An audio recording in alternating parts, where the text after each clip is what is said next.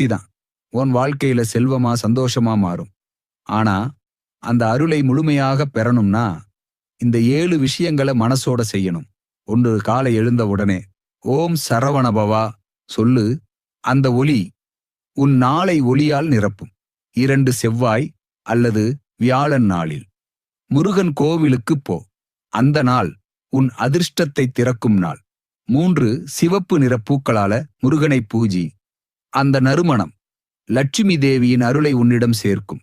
4, வெள்ளிக்கிழமை ஸ்கந்த சஷ்டி ஸ்லோகம் சொல்லு. அந்த ஜெபம் கடனையும் துன்பத்தையும் கரைக்கும். 5, மாலை நேரத்தில ஒரு சிறிய தீபம் ஏற்று முருகன் முன் வச்சு வேல் வேல் முருகா சொல்லு. அந்த தீயின் ஒளியிலே உன் வாழ்க்கையிலிருந்த இருளெல்லாம் கரையிடும். அந்த ஒளி உன் வீட்டுக்கு செல்வத்தையும் அமைதியையும் இழுக்கும. 6, அன்னதானம் செய். அது